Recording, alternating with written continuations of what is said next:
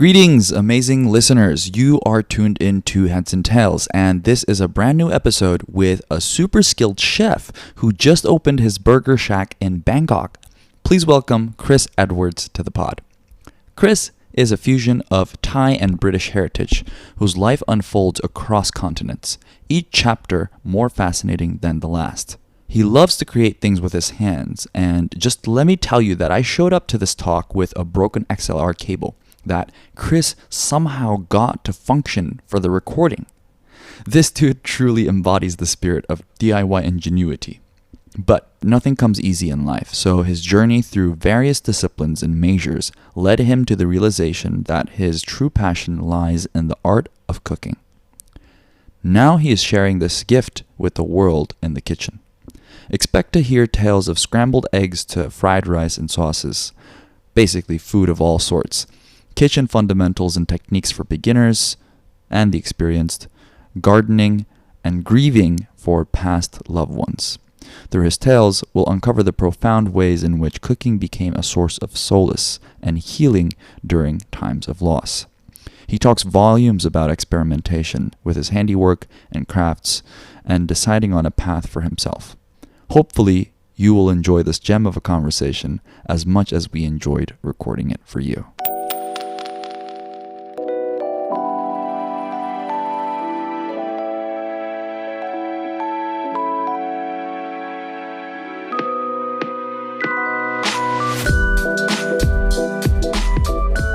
Holy cow, Chris. Yeah. We made it happen. Yeah.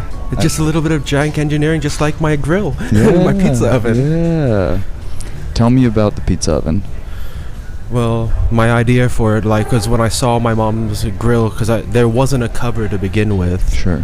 So I was like, and my mom was adamant that she wanted to try to make pizza. So I was like, and I didn't want to use the small toaster oven we had. I was like, how can I make this work? I was like, when we got back from Chiang Rai, we went to the hardware store and I was like, maybe I can buy a small ceramic tile and then a big cover and then use a broom to fan the coals to get very high heat. Yeah. But then when I was exploring on my own on the day I was cooking the pizza at the little flea market next to the big weekend market that's next to my mom's village, I saw that stainless steel pan and I was just like, that could work to help distribute the heat, and just put that on top of the tile just so it has a really conductive surface underneath it. And it worked. The bottom of the pizza got a little bit burnt, but that's what happens when you don't have proper temperature control. And using a jank DIY solution is the quite easy way to learn. That's a lot of trial and error, right? Yeah. Like with the DIY route. Yeah. I guess that's why people invest in good equipment. Yeah. But, okay, let's start off by, I generally don't do this, but I think for the viewers, it's important for them to have a little bit of background of your life a little bit. Right. So if you could try to, summarize it for all right. 3 minutes. Well, let's rewind the clock a bit, and I was born in Bangkok in 1989. Okay.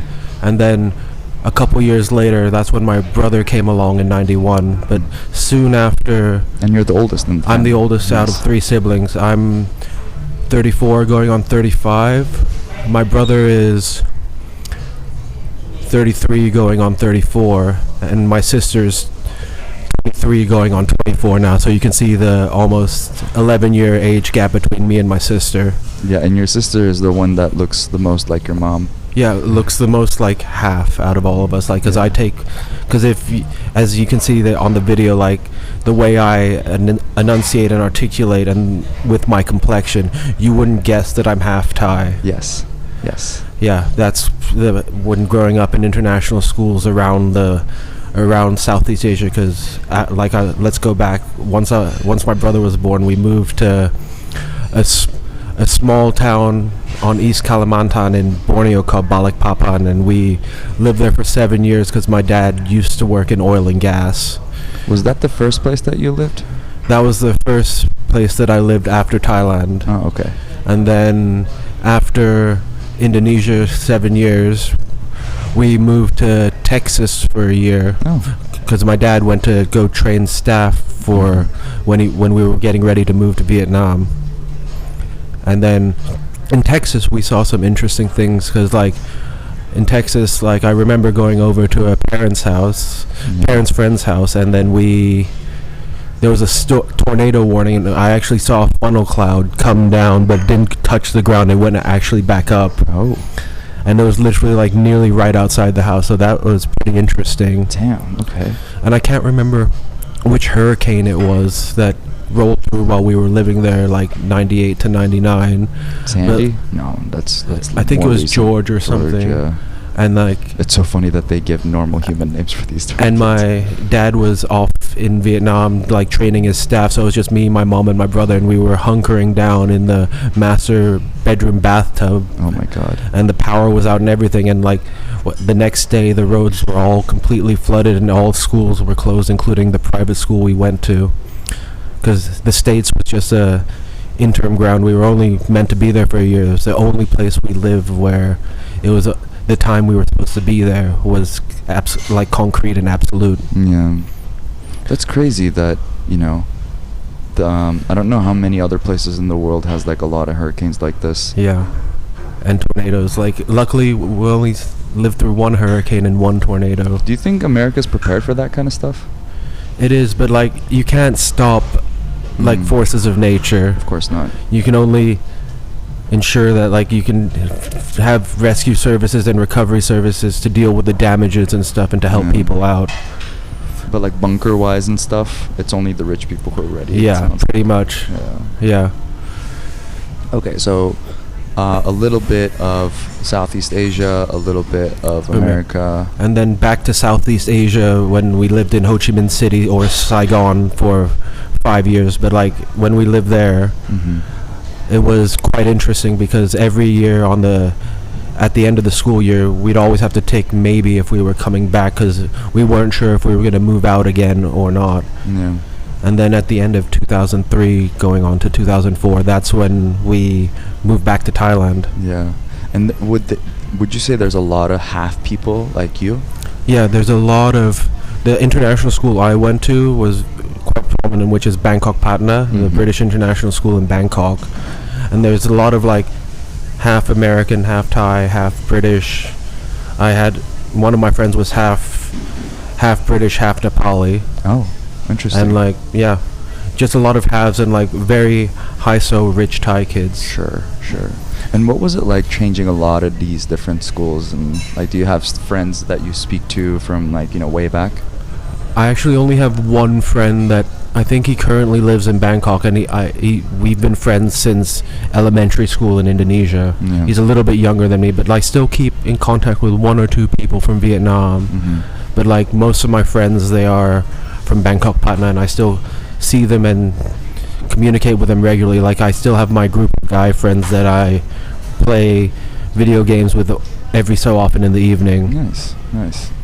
So overall, you say that it is a positive experience. Yeah, it's been a positive experience, and, like, most of the friends I have, like, even the ones up here, like Linda, like, it's going on in, like, an 8-year friendship. Like, most of my friends I've had for, like, 10, 15 plus years. Nice, man.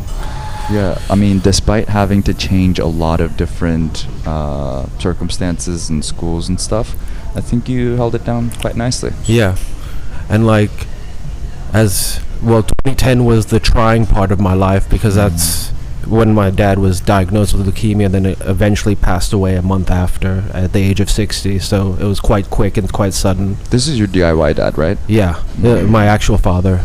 Thank you so much, because you blessed.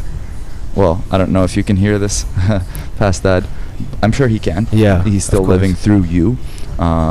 Just the way that you repaired the microphone. Yeah, the XLR cable, just with the tools around what we had. And for an hour we were just trying to fidget around and see if we can get this thing to work, and, you know, DIY person just made it happen with a little sticker and just a pair of scissors. Amazing. Nice one, man. So from what age did you take up so the DIY kind of turned into, like, cooking stuff, right? Like, which age did you, like, let me ask you this question. Do you remember the first meal that you cooked ever? Well, I basically Well, towards the end of high school, when I was about 17, 18 years old, Yeah. even though school here, you start at 7 o'clock, 7, 8 o'clock in the morning. So I would actually get up early and I would make myself scrambled eggs in the morning. Nice. So that was my first beginner. Then I went on to like fried rice as I went to university for the first time in Australia. That didn't pan out, so I dropped out and came back here. But that was the fried rice panned out, but the university the didn't. university in Australia didn't. But then Why not? I found that industrial design just wasn't for me. Oh, you were doing industrial design. Because in high school, I kind of took towards design technology, like DT. Mm-hmm. 'Cause as you can see where this is going, I like to create things with my hands. Yes, yes. Because I remember my earliest memories as a kid, like I used to love building Legos. Not just the sets, just like building random things from all the bricks that I had as well. Yeah. Do you know where Legos came from? Yeah, they came from Denmark. I just read about this, which is like freaking crazy. Yeah. I didn't know that. That's probably the only good thing that they kind of. I don't know. Maybe there's like a lot of other things. Have you ever a chance to visit Denmark? I've never been to Denmark. Like the only countries in Europe I've been to, like even though I'm English, I've probably spent a total amount of probably less than a year in England, like just as holidays. And actually, that's why I try to keep like close contact and the closeness with my siblings, because like on my dad's side of the family, like I remember we used to go to England a lot before we started traveling the world as a family. And you have a lot of extended family in England too, right? No, everyone on my dad's side has already passed. Oh, I see. Maybe I have a few cousins that don't remember meeting or anything, because going along with the story, like the last time, because this is what my mom told me, like we went to England soon after my brother was born, but then my dad and his brother, so my uncle, had a massive fallout because my aunt got cancer and died. And so I'm sorry to hear that. And sadly enough, I think my uncle passed soon after my dad, so they both died without reconciling, which is why I keep close ties with my siblings. Smart. At the end of the day, I think family is, it's free unconditional love. Yeah. You know? Yeah, it is. Hopefully. Like if you don't have like a dysfunctional family type of thing. But if you do have, I hear this from a lot of people actually, just realizing how a few times that they have with their family. They're just trying to spend a lot of it, or just be more conscious of, like, there's not a lot of time left, and it's good that I'm prioritizing my functional family life. Yeah, like I used to always be the one that was out and like not spending too much time with my family. So nowadays I prioritize my family more, and like, but the place I used to work at in Bangkok as a chef for 3 years, like it kept me busy, but like it kept me away from a family, and like I couldn't really get to see friends, because if they wanted to see me, they'd have to come down to the bar, and my days off were Monday and Tuesday. That's when everyone else is working. So like I'd only get to see them in the evening for a little bit. So it's really hard to keep up with friends when you work in the night. But on the flip side, I would say it's so easy to accommodate people when you're sort of in the cooking industry, like in the hospitality industry. Well, because you invited us a couple days back to your house and made some hella banging like meat, a lot of nice beef, and the one that you marinated was my favorite with the ginger and all that. And that originally, like that was the first original recipe that I've actually come up with in a long time, because I'm just used to cooking the recipes that I have locked up in my mind. So like it was fun to create things from just ingredients from the market next door and from the trees in my yard. That's also so amazing, man. Like in I don't know how frequent this is possible in Bangkok, but it feels like in Chiang Mai it's such a... No, because my mother has always had a green thumb, so no matter which house it is, the one in Bangkok or the one up here, there's always something growing. Nice. Either fruits or vegetables. Yes, I love that. Fortunately, my grandmother also had this nice little... I don't know if it's like Thailand original, this little plum, Japanese plum... Yeah. Is this like a Thai delicacy or no? Not really. I think it might have probably been imported from Japan, but like it's kind of like what the alcohol I gave you guys at my place that my uncle gave me, because it was like the Thai whiskey with the sweet Japanese plums in it. Yes. Yeah, just like that reminded me of like my grandma's garden, and I think it's kind of a dying culture to have a green thumb and like use ingredients from your garden. Yeah, because everyone's these days either works a 9 to 5 job in an office or they work from home remotely. Yeah. And especially if you live in Bangkok, you don't really have a chance to grow much because most people live in condominiums, not a big house with a yard. Yeah, it's super futuristic, some of these like really tall buildings where they have a little bit of outdoor space with the garden and stuff. Yeah. It's creepy. Yeah, it is, but it's also interesting. I'm very curious about farming as well, because like I've seen vertical farms and stuff, like theories on how those work. Yeah. It's quite fascinating, and like I actually have a friend who lives up in Rayong that he builds his own hydroponic systems. Whoa, nice. Hydroponic and aquaponic. Nice. But going back to the cooking stuff, my friend would always say, it's not about finding the right ingredient. It's about just making the most of whatever you have. Yeah. Because you can take the cheapest ingredients and turn it into something a 300 baht dish. Yes. And it'll only cost you maybe like 100 baht. Yes. Or like 80 baht. That's where the skill is, I think. Making do with what you got. Yes. And at a price point for what you pay for it and what you can charge for it. Exactly. Because in business, I know the money is made when you're buying, not when you're selling. Yeah. So you have to buy really, really low and add a bunch of. I should have sent it to you, but I found this video on Instagram. This guy, he was just like noodles. Yeah. Just like these like, what do you call these noodles? The ones come in a pack that's kind of square. Oh right, yeah, the rice noodles. The rice noodles, yeah. So this guy just like takes a bunch of noodles, iron presses them, precisely cuts them into squares, and then like puts them together into a cube, and then fills it up with like the cooked ramen, basically, and then seals the top, and then he just like puts a little piece of green something there. Yeah. So like this $1 ramen just turned into a $99 meal. Yeah. Like for cooking, there's no need to buy the most expensive ingredient unless that's the price point you're going for if you're cooking with A5 Wagyu or something. Right. It depends on the type of restaurant, but like if I was to open up a small bed and breakfast, I would probably, and / homestay, it would be like ingredients grown from the yard, and the only things I would probably buy is the proteins. Right. I think you can't really skimp on the protein. But maybe the chickens and ducks I might source myself, because I might have a little pen for them, so I get my own farm fresh eggs as well. Nice.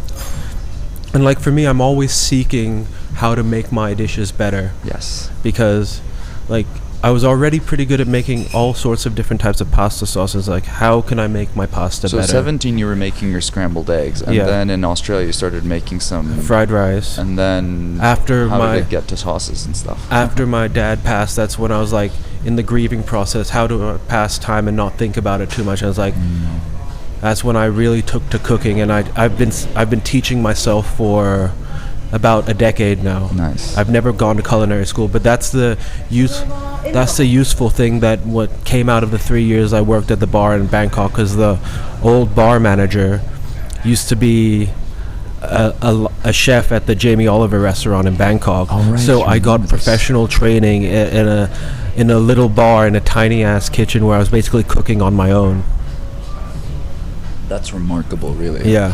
And would you say this is, I mean, cooking just is one avenue, but anyone who's kind of going through this grieving process, what would you suggest to these people? I would just say, just like with anything, if you're trying to repair or build, it's just like seeing what works, and like just, if it doesn't taste good the first time, don't give up. Just keep trying until you can never perfect a dish. Of course not. No. My question was like, if anyone is going through a similar sort of time where like they're grieving someone, their loss or something, like you found solace, found a harbor in cooking, right? Yeah. What could people do? if they're going through like these take tough up times. cooking, like exercise is a good thing. It's just keeping your mind occupied and off the fact that you've lost someone near and dear to you. Yes. And actually, I have a story from university that one of my friends, like, that I became quite close to, and like the main focal point of where my life changed was when my dad passed, and pretty much everyone around me at the university I went to in Bangkok knew that. And like one day, one of my friends approached me, and she was like, "Chris, my mom is dying of cancer." It's like and I was just like, "Okay, come round for dinner.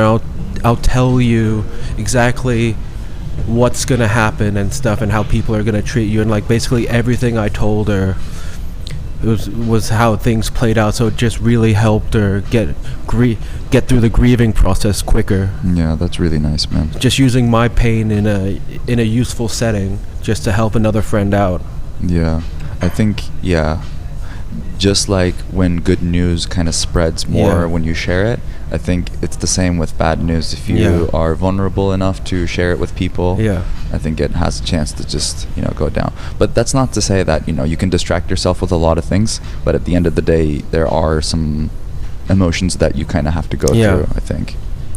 Yeah, you have to go through it yourself and in your own way. You can't just be like, oh, this person has told me this and this is how it's going to happen. You have to find your own way as well. Yeah. Well, I'm glad that you found a good outlet for it. It's a very tasty outlet.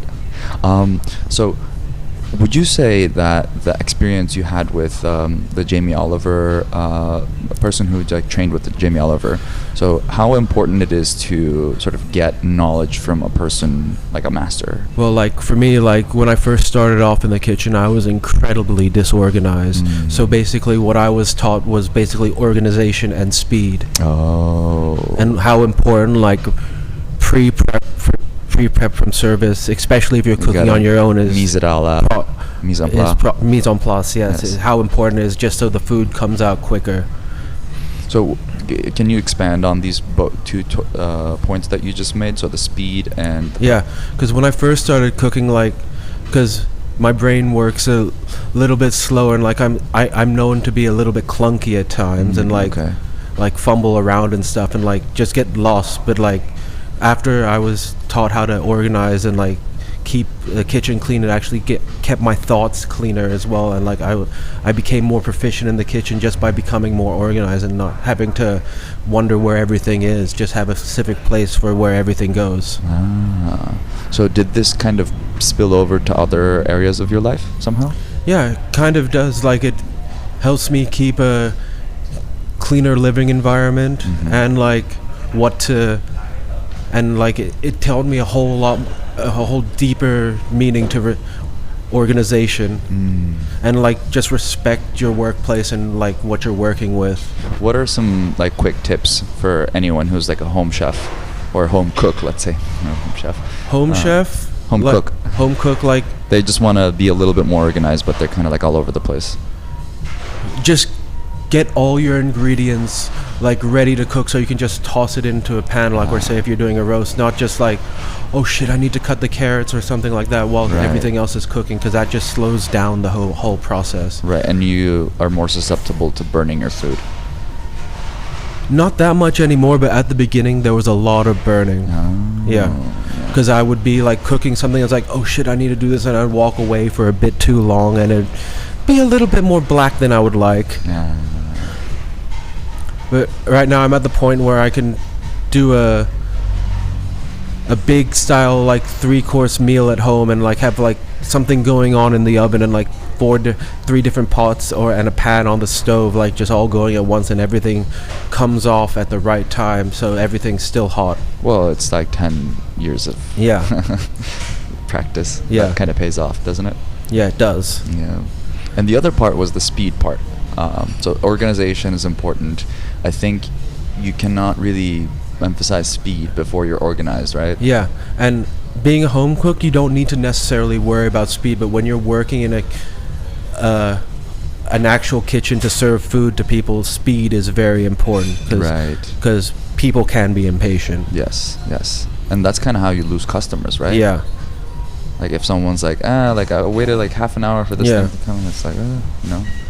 And also from like a customer standpoint, again, the places that I end up remembering the most are the ones that, you know, you order and like in 5 minutes you have like a food in front of you. It's like, damn. That's because that all comes back down to organization. They have everything all ready to go, so sometimes it just needs to be warmed up or just dunked in a fryer. Right, exactly. And because speed is key in a professional kitchen or just cooking to serve people. Nice. Can you tell me any sort of bad memories that you had in a kitchen situation? Oh, when I was working at the kitchen in my friend's bar in Bangkok, I let the oil in the small cast iron pan get too hot, and it actually caught fire. And like, instead of running out and getting the fire extinguisher, what can I do? I got a damp cloth and put it on it, and I burnt the whole palm and my thumb on this hand. I actually had to wear a glove for like a week because like it was just all blistered up, and because I just got scorching hot oil all over my right hand. That's cringy, man. Of course, I told them the fryer just overflowed, but not me accidentally starting an oil fire, but you know. It's just to sweep it under the carpet. No one would see this. Because I remember my friend walking in, it's like, Chris, you need anything? I was like, oh shit. And I was like, take this bowl, fill it up with ice, and I continued working. Like, I just constantly dunked my hand in the cold water, so I was literally working and cooking with one hand. Oh my god. Damn, the dedication though. Yeah. You're kind of like these guys. I watch, do you know, what's his name? Action Bronson? I've heard of him, but I've not watched much of him. Okay, so there's this series I think you might enjoy called Fuck, That's Delicious. Right. And in one episode, they go to a restaurant. It kind of escapes my memory. I think it's in New Orleans, and they're talking about like this one chef, and he's telling about stories about, you know, how this one guy kind of chopped his finger off, you know, and we were like, rush hour, you know, like there's a lot of people just expecting food, and he was like, okay, like get you a bottle of whiskey, you know, just like glug glug glug glug glug glug glug, and then they really heat up a knife, and then they're just like. Cauterize the wound. Oh my god. And wrap it up and you're back to work. Yeah. Yeah, it's kind of a dying sort of perseverance. Because especially if you work in a kitchen or say construction, like it's the same, you use your hands, and if you can still move and you can stop the bleeding, you can still work. Yeah. You don't need to go to a hospital or anything. Do you think the new generation's too soft? A little bit, yeah. Like, they're not used to getting burnt or even hurt. Yeah. That's because that's the thing. When I was brought up, like, we were like, and I'm sure with you, the earliest memories is like running outside and playing, not just on an iPad or tablet, just watching shit while your parents do things. I mean, and the parks, like, I'm the sort of youngest millennial out there, because after me, people who are like 26, 25, 25, they're considered like Gen Z. But when I was growing up, the parks, hazardous ass parks, you know, like sharp sticks and like weird like bended like sort of aluminum foil, like nails sticking out of and we would still play, you know. Sometimes we got hurt, but we just were more careful. I remember one time as a kid when we were traveling around New Zealand in a camper van. So we stopped at a campsite. This wasn't even my fault. I was playing around in a sandbox and some kid before me had buried a bee in the sand and I stepped on it. Oh my God. So you can imagine I had a bee sting in the middle of my foot. Yikes. What happened? Would you suck it out or something? Yeah, I went back to my parents. My mom took it out, but you can imagine it's hard to walk after you've had a bee sting you right in the center of your sole of your foot. So annoying. So it feels like, you know, having the will to continue even if you are hurt is like this sort of dying human trait that we have had. Maybe we still have it. I mean, we hear stories like you, but I was thinking or hoping that you would give me an example about. So I haven't worked in a lot of restaurants. I was just doing barista stuff, but from all the movies and TV shows that I watched, like, it feels like all these chefs have like huge egos. I'm sure that's not 100% true, but is it generally true? Even some of the like YouTube shorts and like channels I watch, like they're like playing on like restaurants and stuff, and like Yeah. no, the wait staff are easy. Like it's the chefs are the ones that are actually hard to deal with, and yeah, some of them do have big egos, and you don't want to clash with them. What happens if you do? No, let's just say when I worked in the kitchen and speaker box, like when I used to fuck up, I would get the Gordon Ramsay treatment. Oh wow. Okay. No plates were thrown, but like you just have to have a thick skin. Yeah. You have to be able to roll with the punches, and it did help me improve. Oh, that's the most mature thing. Like it did help me improve. Is Yeah. the part where you're not only allowing this experience to come through as something positive and constructive, but you're also just like not taking anything personally. Yeah. I think that's the sort of underlying. Yeah, don't take everything as face value, and you can apply that to anything like friendships, relationships. Right. Like there's always going to be difficulties, but it's how you work through it. Whether it's you have a partner or you're working in a kitchen, Yeah. it's how you overcome the problems and move forward together, or like how you improve as a chef. For sure, for sure. And how much of it do you think is ego, and how much of it do you think is like people genuinely trying to improve themselves, or the people that they're working with? Sometimes the harshest people are the kindest people outside of the workplace. Right. It's just like they're used to that kind of pressure, so like it kind of rubs off, and like I kind of I won't get like that in the kitchen. I'm very humble, but I will tell someone when they have fucked up. And what's the language that you use for this? I would not go the high volume, like this is how you do things. I would be like, this is what you're doing now, but this is what you can do to improve. So always constructive. Yeah, constructive, not in a malicious way though. Right. Yeah, I think because either way we need to communicate with each other, right? Yeah. And to find a good way to sort of not put people off, and like it's like the same idea. I hate math. It's like you don't hate math. You hate that stupid teacher who like came into your life and then like hit your head or stuff like that. I actually compared to all of my siblings and my father, like my brother, my sister, and my dad. They were very academically attuned, like because my brother did pharmacology at university and my sister did veterinary science. And my dad, when he did uni, got a double degree in geology and physics. Nice. Wow, super educated family. Yeah. Nice. And I leant towards the more creative side, which I think is what the world needs more of right now. Because I always struggled with academics.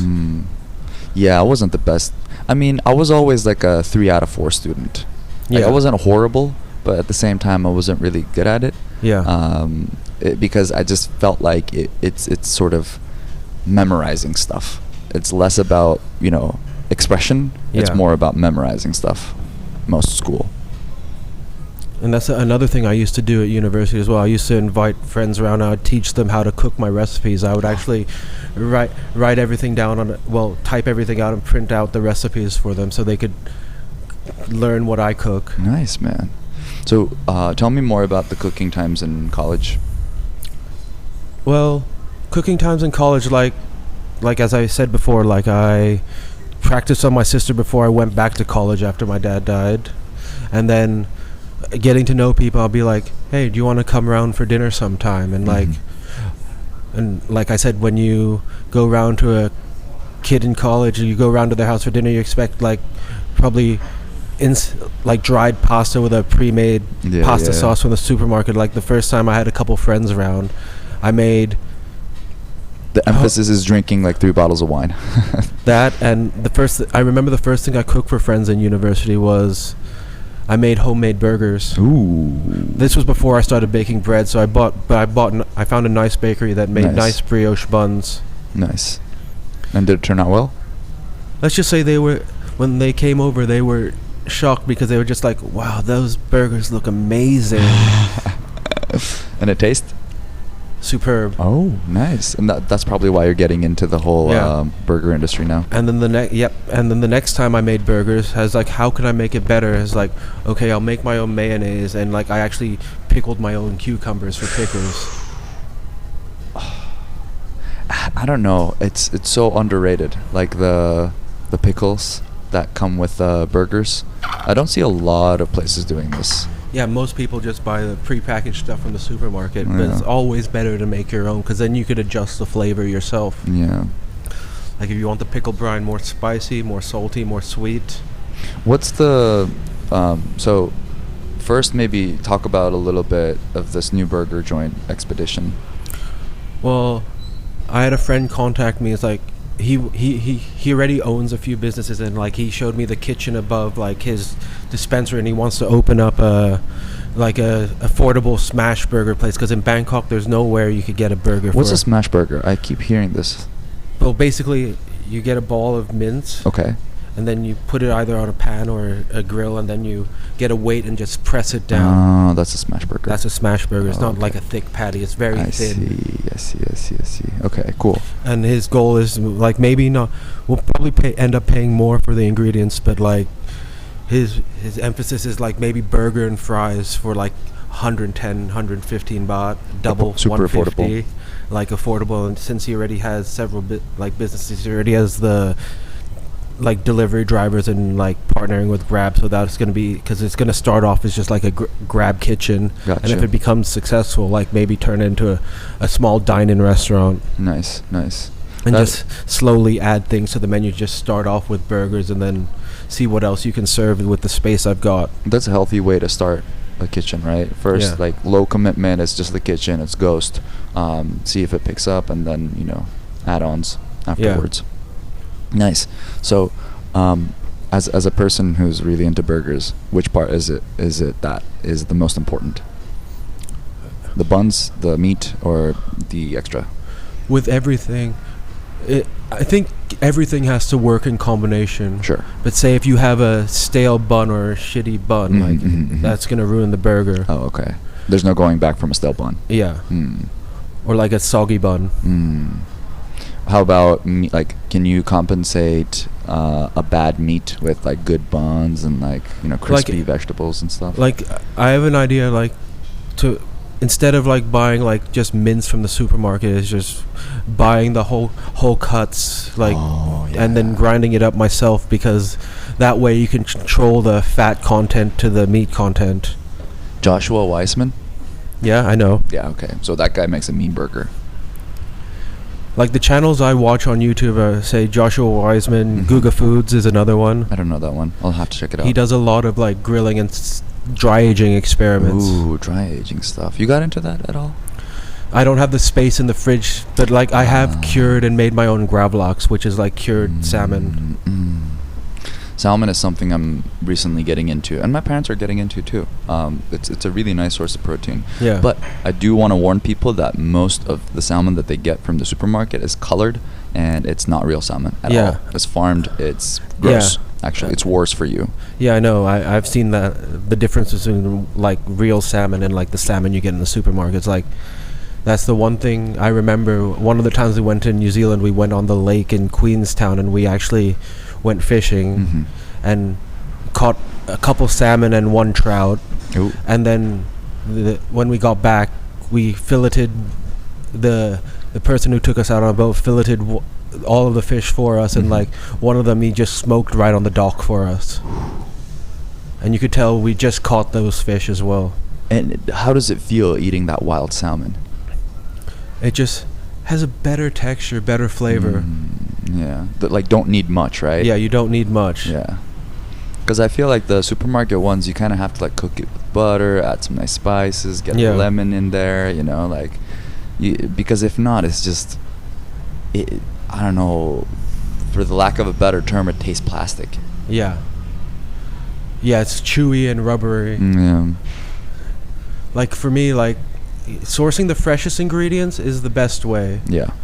But also trying to not break your back and your wallet for saying getting organic ingredients. Yeah, it's like a balance that we have to kind of strike between these two worlds. Like, organic, is it going to be expensive, cheap? But I think a place like Thailand, especially Chiang Mai, I was speaking to Mike Cook, this guy who does the language exchange, and he was saying, I could cook the same exact meal for a fraction of the price here, with fresher and cheaper ingredients. So I think Chiang Mai is a good place for... that's what I noticed when I came up here. Like, everything is just cheaper and fresher. Yes. Than in Bangkok. And if you get the freshest ingredients in Bangkok, it's going to cost you. Yeah. Because it's not grown anywhere near in the city. Here, it just comes up from just outside of the city or not too far up into Chiang Rai. So it's not that far at all. Yeah. And your lineage, I mean, your mom is around from here. Yeah. My mom's from a small town in Chiang Rai called Weng Papao, which is about an hour and a half outside of Chiang Mai. And you got a chance to visit the old house, huh? Yeah. When I saw my great-grandmother's old house, those are one of the earliest memories I've had, like running around like that house, like chasing chickens and stuff with my brother. Nice, man. And how did it feel to be back? It was just like being somewhere that I haven't been in the longest time, so it felt like new but vaguely familiar, because that whole deja vu sense. Yeah. And getting to find out where I'm actually from, because even though I've grown up in Bangkok and big cities my whole life, like, I prefer the pace up here. Yeah. I guess it's like whatever you don't have. I would share the same sentiment with you, having grown up in, like Istanbul, New York City. Yeah. Like going to Bangkok, when I first arrived in Thailand, going to Bangkok was just extremely chaotic. And I only wanted to spend in places where there's AC because it's extremely hot. And the pace is just... I don't know. It makes me feel like I'm aging faster in these big cities. And the traffic is horrendous. Yeah. Do you think we have to live in cities? Like... No, but most people choose to because of convenience, and everything's always ready, available, and you don't have to really hunt for anything. Yeah. But that's with the later generations as well, as the sense of exploration has sort of like died. Yeah. They're just content and comfortable with like where they're at. Yeah. And I had a question about how... So we don't really need to live in the big cities, but it happens to be that way. Yeah. Is it because... Like, do you think people who live in sort of like... who grow up in countrysides and stuff, they kind of have a yearning for like big cities? Just like we, like us who have lived in big cities, have a yearning for smaller, slower pace. These people who are accustomed to the small and slower pace, they're like, I just need something faster. Do you think that's the case, or? Oh, that's the case. That might be a little bit of the case, but like some people like the fast, and mainly living in a more bigger city like Bangkok, there's definitely more to do in terms of nightlife and stuff. Oh yeah.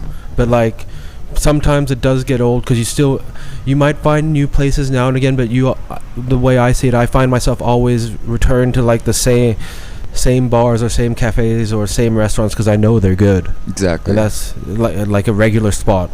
I am very much a novelty seeking person, but even in the short time that I spent in Chiang Mai, I just find myself sort of determining this place. Okay, this is where I get my pat kaprao. This is where I get my Thai tea. This is where I get my khao soi. I found myself going to these places again and again because they're good, Yeah, exactly. But like when I first came up here, that's why I was glad that I met up with you and Linda, because you guys were showing me around a city that I hardly know. Yes. Which is really amazing. Instead of just, yes, I've done my own exploring in my own time, but it's good to be shown around by people who've been there for a bit, Yeah. Yeah, I think community in that way is extremely important. Yeah. Because you can't, like, there's thousands of cafes and restaurants here. Like, you literally cannot, like, go to every single one of them. Yeah. Even if your job is that. Like, it would take you a while to do that. But if you hang out with people who've already, like, who you share the same kind of mindset with, and they show you around, I think, it's a better way to cover more ground. And actually, if you go a bit further up north into Chiang Rai, because when I went up there, we also went up to Doi Chang as well. Doi Chang, yeah. And that's when I realized, wow, they actually grow pine trees up there. They have artificial pine forests on the mountains. Whoa, that's cool. Because you can tell that it's not a natural forest because all the trees are in line and stuff like they were planted. But I didn't know they grew pine trees up until I went up there myself. Holy shit, man. That's pretty cool. They got everything going on here. Yeah. Nice. So after like 10 years, it's like you're coming back here, yeah? Yeah. Like I haven't been up north since more than 15 plus years. So it's like I said, rediscovering where I'm from, like in terms of where I'm from in Thailand. Yeah, because you're half Thai. Yeah. And tell me more about your Thai. Like, are you working on your Thai? I pick up more each day, but like for me, like it's always been like I can understand more than I can speak. Like I can have conversations with people or when I'm going to buy things, and then like the most common thing is like, oh, your Thai is very good, and that's when I'll be like, oh, I'm half. And they're like, really?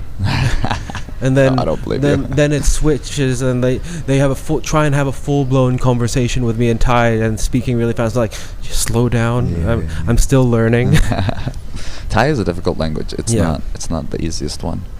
I would classify it a little easier than Chinese. Yeah. Because it's tonal, but it's not that tonal. Yeah.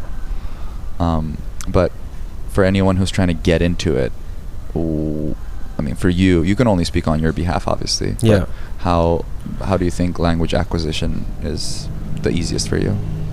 I do find languages interesting, but like my mom is very good at languages. Like nice. when we lived in Indonesia, she spoke Bahasa so she could communicate with the maids. Oh, that's so dope. And then when we lived in Vietnam, she spoke Vietnamese to communicate with the locals there. Wow, the polyglot mom you got there. Nice.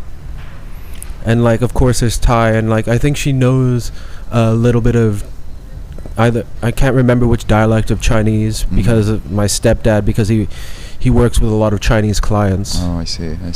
So by proxy, she knows a little bit of Chinese as well. I think once you crack like 2 languages, the 3rd, 4th, 5th it just becomes easier and easier. Yeah. But I think in Thailand it's okay. Like people get intimidated. Oh, I don't speak Thai. No. Like people, like you can, if you speak human, I think you could survive in Thailand. Yeah. Would you agree? Like for me, like I'm very into tech. Besides food, I'm very into tech. I have a very nerdy side of me because I built my own computer as well. Yes, the DIY expands. Yeah.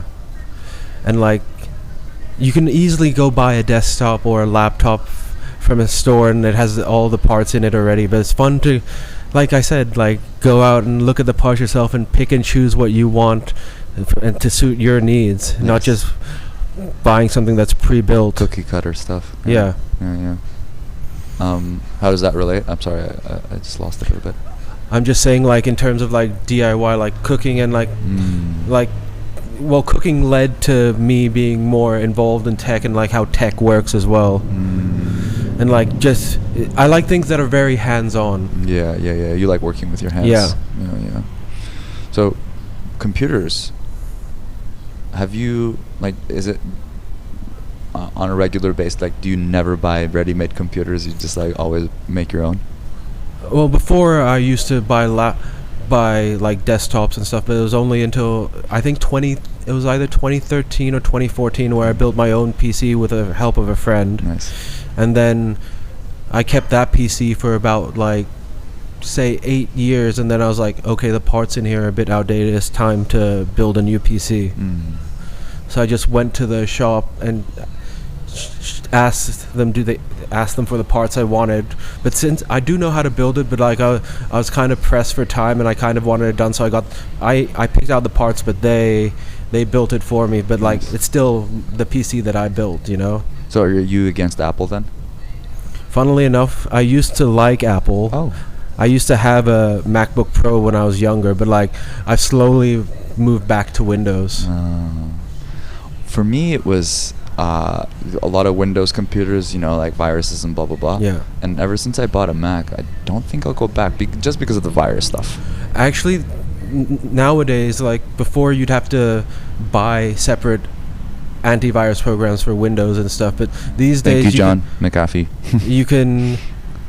you can get by with just Windows Defender now because it's actually gotten a lot better. Oh, really? Yeah. Okay. It's been a while since I last used like a Windows operating. Yeah, because operating system, like in terms of like protections and stuff, it's gotten a lot better than it was when in the early 2000s and stuff. What I don't like about Apple, and you can tell me like from people that you know who use Apple, there's a sense of like belonging. Like I don't really want to belong to anything, you know? And it feels like when you buy the iPhone, like it makes sense to buy the iPad, it makes sense to buy the AirPods, like you're kind of in this thing where like they're just selling you on things more and more. Yeah, you're not there for the brand, you're there for the closed community. Pretty much. Yeah. But think about it, what's inside a MacBook is the only thing that's proprietary is their motherboards and their new PC CPU chips. Yes. But everything else is like parts that you can get like from any computer store. Yeah. Yeah, I think it's a little overpriced for you know what it is. You're basically buying a community. Pretty much. And I mean, I am a user where, you know, functionality trumps like any design or anything, you know, like I want it to work. And it just works like that. I get the whole idea, but I think it's a little too overplayed. And now hearing you saying, oh, these Windows computers they also just work. Yeah. Just makes me feel like, oh, okay, maybe it's like reconsider some Windows stuff. Yeah, and with Windows, it's more fun to build your own computer as well and see how everything fits together and how everything works. Lego style. Yeah, Lego style, exactly. Sweet. So I want to go into some deep questions now since we've already warmed up. How does cooking hold importance in your life? Like, is it really important? Would you be able to survive doing something else, like, you know, building computers and stuff? I could, but like, I get the joy from cooking, from feeding others. Like, I like seeing the satisfaction on the people that I serve and like see their face light up and say that this tastes amazing. Can I have your recipe? How did you do this? And it's just that satisfaction of like feeding and catering to others.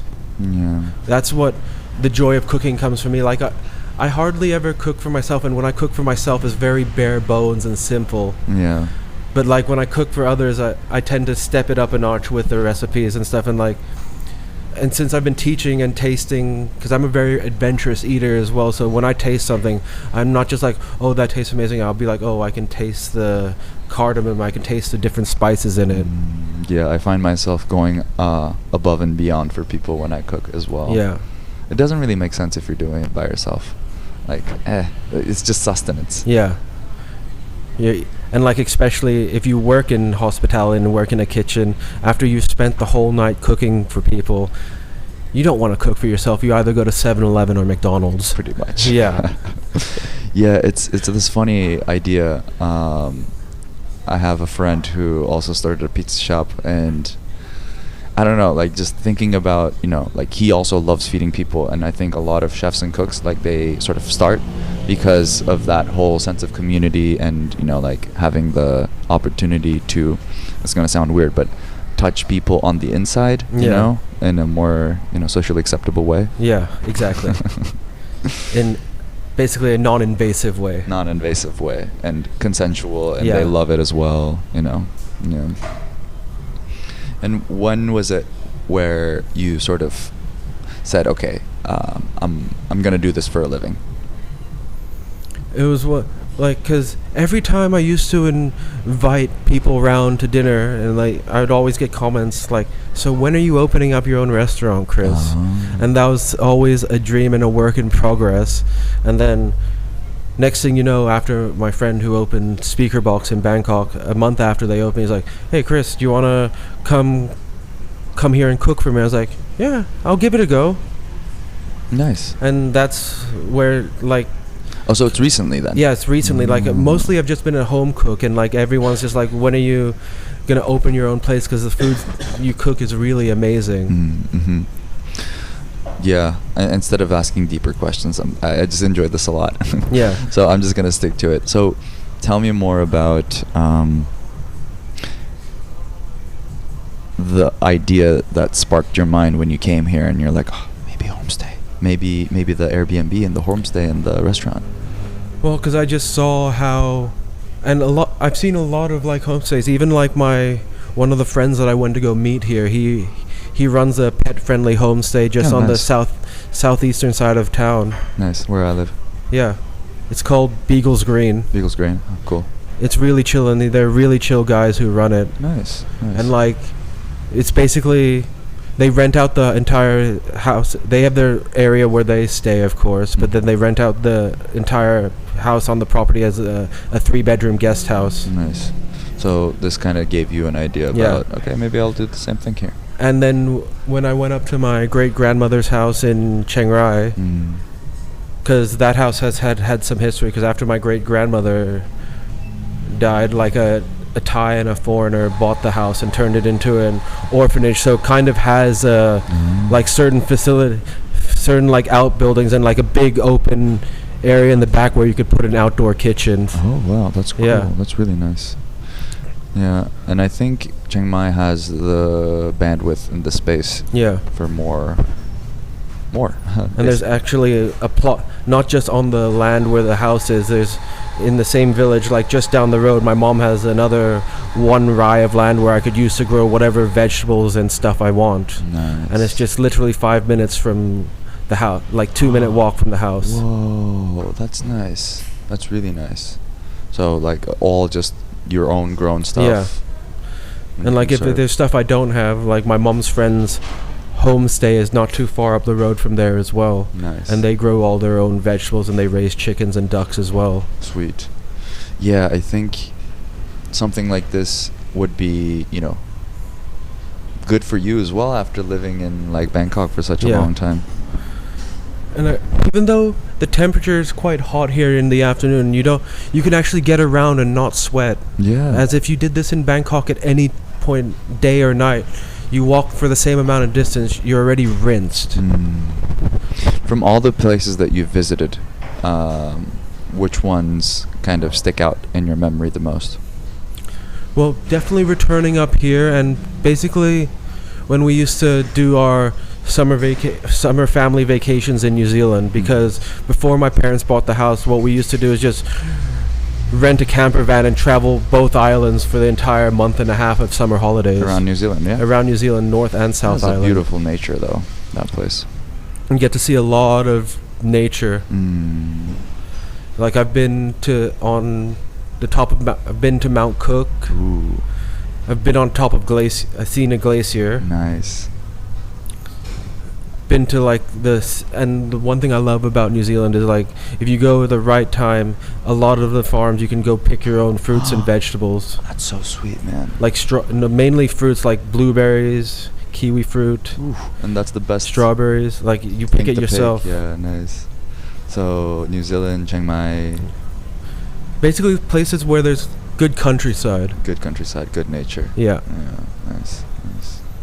Like one of the places where we used to pick our own fruits in New Zealand, like you go to pay for it at the stuff, and they actually have their own. You choose what berries you want, and then they just mix it in with their own ice cream, so you get your own fresh berry ice cream. That's really cool. Nice. Yeah, gotta check out New Zealand at some point in life. People say it's boring, but if you're keen on traveling and backpacking around, it's the place to go discover, because like unlike in Bangkok or say any big city, you have to really explore if you want to enjoy. Nice. Because everything is so sparse, spread out so sparsely in New Zealand. Nice. Cool. So Chiang Mai and New Zealand, cool places to check out. Okay, we're almost at the hour mark. I want to ask you if you have any, ideas, if you have any messages. Let's say there was like a huge billboard. What would you write on this billboard for everyone to see? I would say you have to put effort into what you really want to do, and the only way to put effort in is to spend the time and always constantly improve on yourself. How do you know what to do? Well, a lot of people spend their whole life like soul searching, like what they want to do. Sometimes they just get stuck in like what they're good at, but it's not exactly what they want to do. Yeah. The key is to always try and experiment. Like sometimes things aren't for you, but like sometimes you find something that really fits. I heard from somebody, he said, if you don't know what to do, look at what hurts the most. Yeah, true. Yeah. Yeah, because what hurts the most, like that, because you need to develop that sort of thick skin, and like I've always been a very hospitable person. Like I remember when my mom and stepdad got married, we had a small ceremony in our like yard in our house in Bangkok. Nice. And like I was running around making sure everyone had like drinks or their water was topped up, and like a lot of my stepdad's friends and family were asking, who's that person running around like a headless chicken making sure everyone's all right? and it's like, oh, that's my stepson. And that's kind of what I did at Speakerbox for 3 years. And like, but when you're doing more than you should, it does burn you out. And like having, even though you get a lot of pleasure and satisfaction. I did enjoy my time there, but like even during off hours I'd be called in to do favors. Like, this guitar amp is broken. Right. Can you go get this amp from someone else and bring it to the bar? It's like, and it did cost me time with like friends and family, because like if I'm always constantly running around for work, like I don't have time for myself or others outside of work. Right. So it's like, okay, focus on what hurts. Help me out here. And find balance between work and your free time. Don't let your work consume your free time. But I guess that's what the whole idea is about, like finding what you really want, right? Because if you do find what you really want, it's not work anymore. Yeah. Did you feel like, working at the bar restaurant, or just running around, did that feel like work, or did it feel like it felt like it felt like when I was in the kitchen, it felt fun and I enjoyed myself. But like when you're doing more than you're expected of, like making sure everyone else is okay in the bar, serving beers and doing things like outside of the bar for the bar, it kind of gets old and draining. Like sometimes I wouldn't, like the weekends I would get on the Monday and Tuesday wouldn't be enough time to rebalance myself. I'm a very introverted person, so I need time to rebalance. And like even before work, I like to spend the time chilling and centering myself just so I can get ready for work. And like if something cuts into that, like if I get called in for a favor, that cuts into my free time and balancing time, and it throws me off canter. I see. Okay, so I want to do an experiment. I want you to hear what you say.